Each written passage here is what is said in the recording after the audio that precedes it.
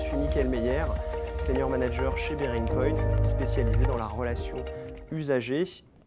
Alors l'accessibilité numérique est devenue un enjeu crucial dans la transformation numérique pour deux raisons majeures. La première, la dimension inclusive pour que toutes et tous puissent accéder aux services numériques, et notamment les personnes en situation de handicap, qui représentent près de 20% de la population française, voire 40% si on intègre les populations seniors.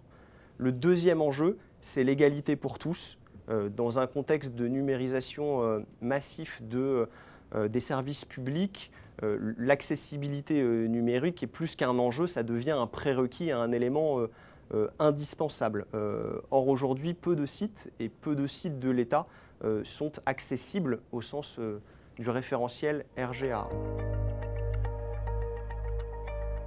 Le bénéfice auprès des utilisateurs finaux, on a pu en voir quelques-uns précédemment.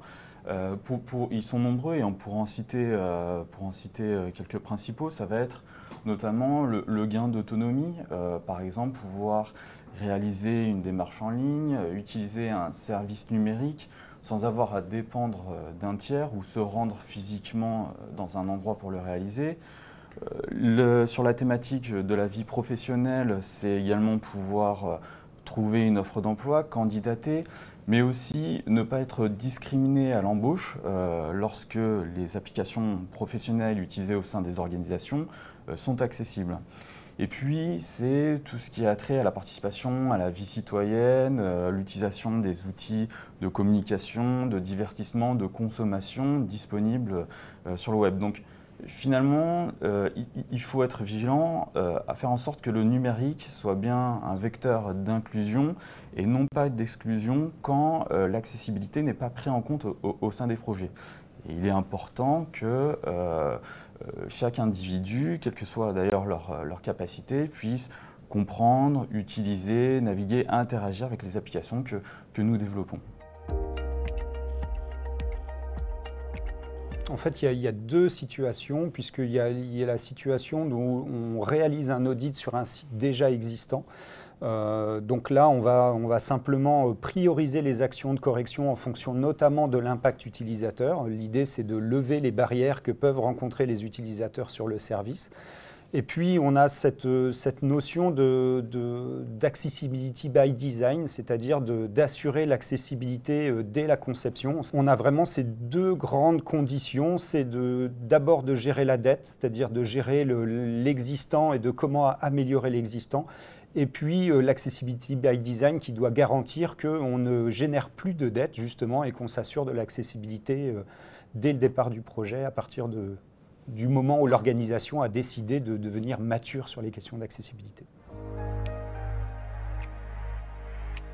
Une fois qu'on est en train de formaliser ce schéma pluriannuel qui est un document stratégique en 3 ans qui regroupe le plan de communication, tout le plan de sensibilisation et de formation, toute la partie financière et toutes les actions aussi à court et à long terme. On a des jalons tous les ans finalement pour pouvoir dire quelles sont les actions qu'on a réalisées et pas. L'idée c'est que finalement toutes ces parties prenantes qui peuvent être la direction achat, les RH, le concepteur UX soient finalement impliquées et réalisent elles aussi en fait s'accaparent entre guillemets une partie de ces documents. Et l'idée c'est de se dire en fait en 3 ans pour pouvoir arriver à une accessibilité à 90% ou à 100%, c'est de se dire aujourd'hui j'embarque avec moi une partie, un ambassadeur dans chacune des directions que je forme et qui par la suite soit finalement lui le porteur de la bonne parole et de l'accessibilité au sein des directions. Si vous avez des questions sur les prestations que peut offrir l'UGAP, si vous souhaitez vous lancer dans cette démarche d'accessibilité, vous avez les coordonnées de l'UGAP qui s'affichent en bas de votre écran, donc p2i@ugap.fr. Nous serons ravis de vous répondre. Encore merci à toutes et à tous pour votre participation et je vous souhaite au nom de tous une excellente journée.